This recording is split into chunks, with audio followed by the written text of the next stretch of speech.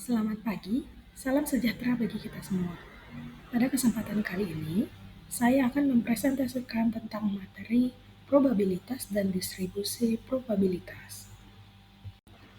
Probabilitas berasal dari kata probability dalam bahasa Inggris yang artinya kemungkinan atau peluang sebuah kejadian akan terjadi.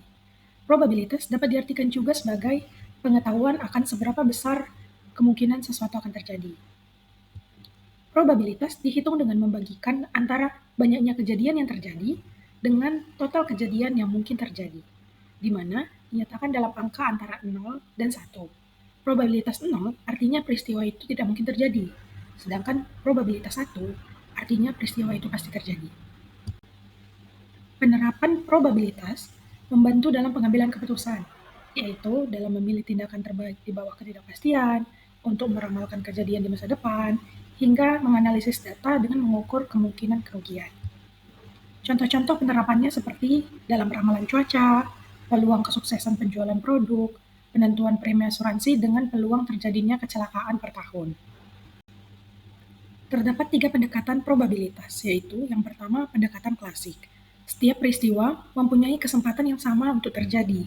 Dengan pendekatan ini, probabilitas suatu peristiwa dihitung dengan membagi jumlah peristiwa yang akan terjadi dengan jumlah total kemungkinan hasilnya. Yang kedua, pendekatan relatif.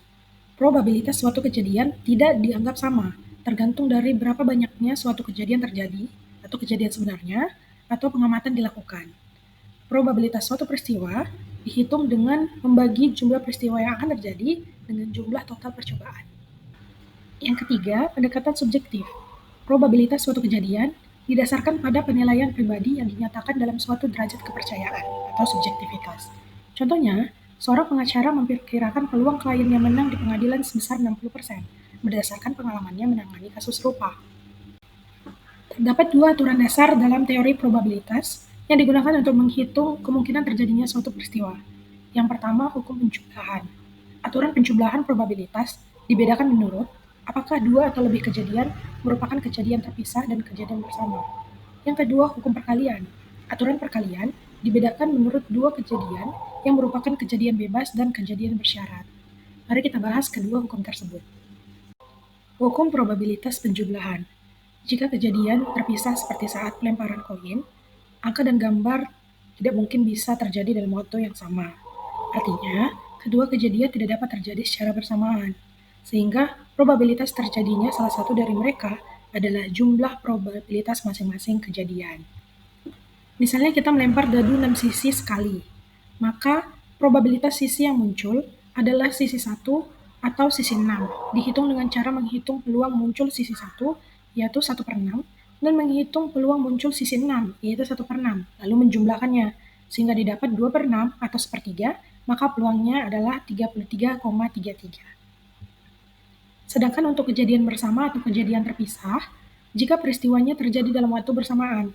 Contohnya, dalam satu kali pengambilan kartu remi atau sebanyak 52 kartu, ada peluang terambil kartu merah bergambar king juga.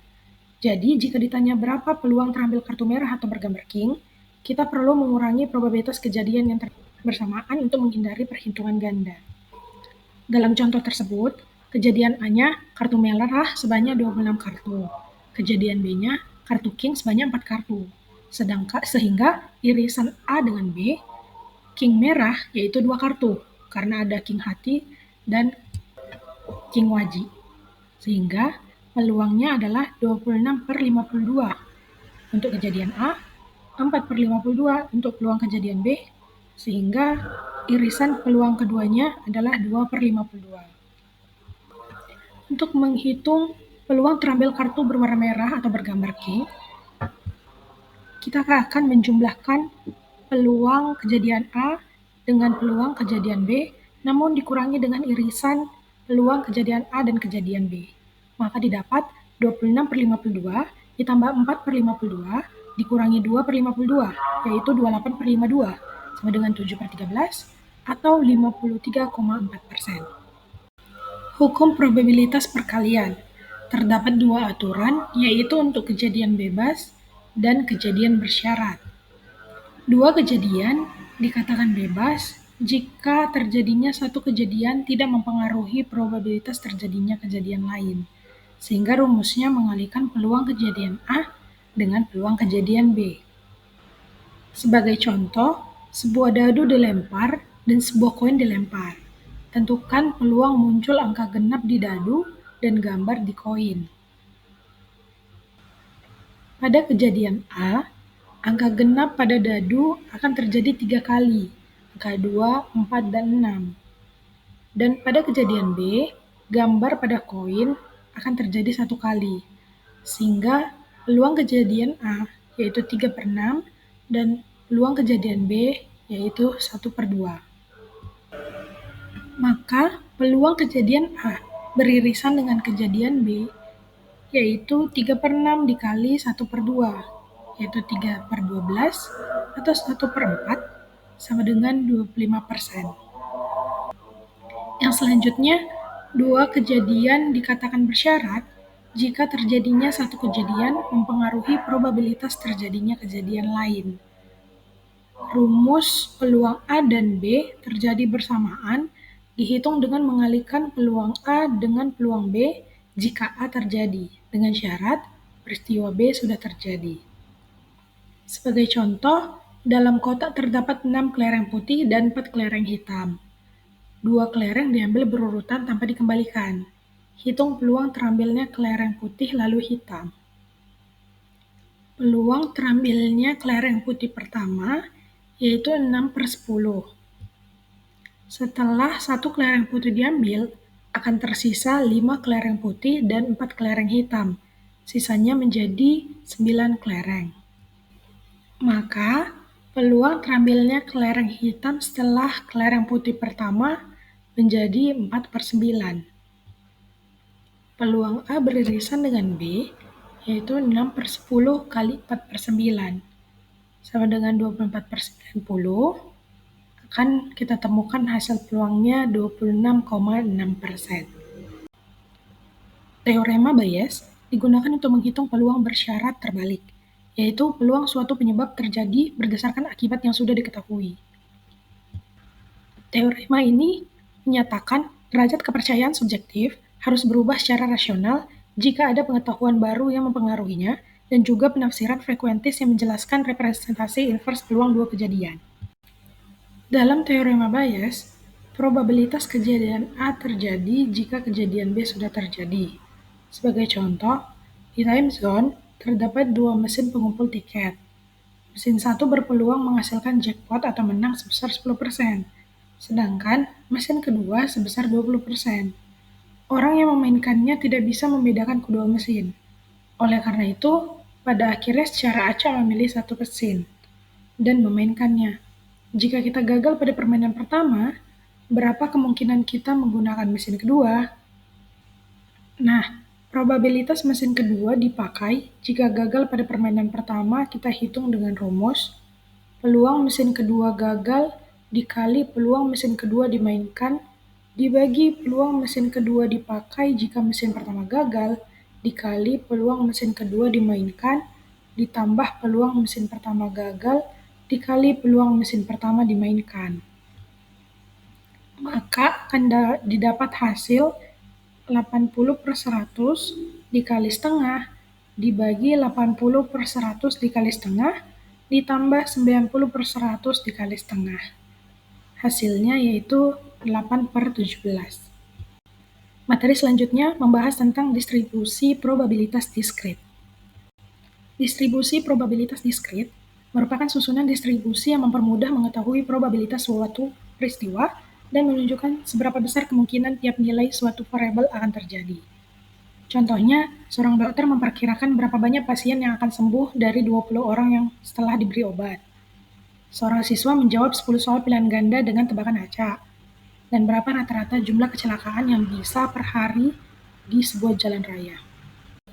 Distribusi probabilitas diskrit terbagi atas dua, yaitu distribusi binomial dan distribusi Poisson.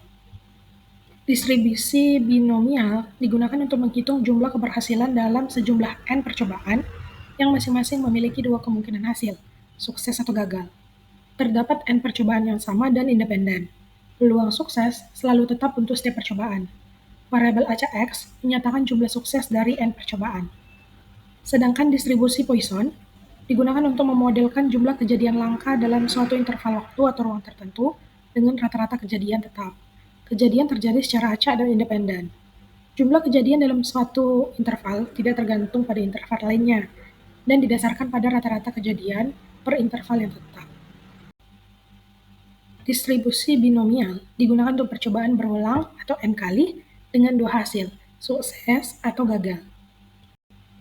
Sebagai contoh, seorang siswa menjawab 5 soal pilihan ganda yang masing-masing memiliki 4 opsi jawaban. Jika ia menebak semuanya jawaban secara acak, yang pertama, berapa peluang siswa menjawab tepat 2 soal dengan benar? Kita jawab pertanyaan yang pertama. Jika jumlah soal berarti N-nya 5, peluang menjawab benarnya berarti P sama dengan 1/4 atau 0,25, sedangkan peluang menjawab salahnya Q sama dengan 1 kurang P itu sebesar 0,75. Berarti, peluang siswa menjawab tepat 2 soal dengan benar menjadi 5 faktorial dibagi dengan 2 faktorial kali 3 faktorial dikali 0,25 kuadrat dikali 0,75 pangkat 3. Maka akan kita dapatkan hasilnya sebesar 0,2637. Jika pertanyaannya, berapa peluang siswa menjawab paling banyak satu soal dengan benar? Peluang jika R lebih kecil sama dengan 1, maka peluang jika jawaban 0 benar ditambah peluang jika dijawab satu soal dengan benar. Kita hitung peluang jika 0 soal terjawab dengan benar menjadi 5 faktorial dibagi 0 faktorial kali 5 faktorial dikali 0,25 pangkat 0 kali 0,75 pangkat 5, kita dapatkan hasilnya 0,2373.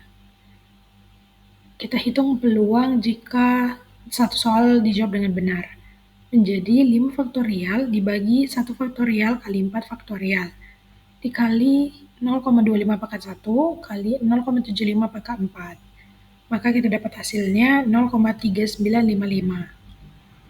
Sehingga peluang siswa menjawab paling banyak satu soal dengan benar menjadi 0,2373 ditambah 0,3955 sama dengan 0,6328.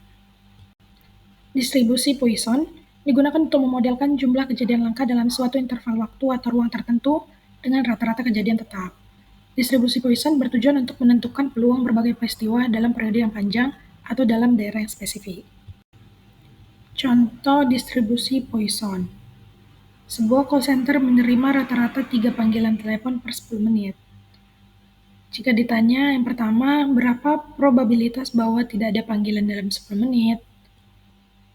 Maka kita hitung peluang 0 yaitu E pangkat minus 3 dikali 3 pangkat 0 dibagi dengan 0 faktorial. Nanti akan kita dapatkan hasilnya 0,0498. Pertanyaan kedua, berapa probabilitas bahwa tepat 2 panggilan yang masuk dalam 10 menit? Kita hitung dengan E pangkat minus 3 kali 3 pangkat 2 dibagi dengan 2 faktorial. Akan kita dapatkan hasilnya sebesar 0,224. Jika pertanyaannya, berapa probabilitas lebih dari 3 panggilan masuk dalam 10 menit? Nah, akan kita hitung peluangnya dengan mengurangi 1 dikurangi dengan jumlah jika peluang panggilan 0 ditambah peluang panggilan 1 tambah peluang panggilan 2 dan peluang panggilan 3. Hasilnya akan kita dapat 1 kurang 0,6472 sama dengan 0,3528.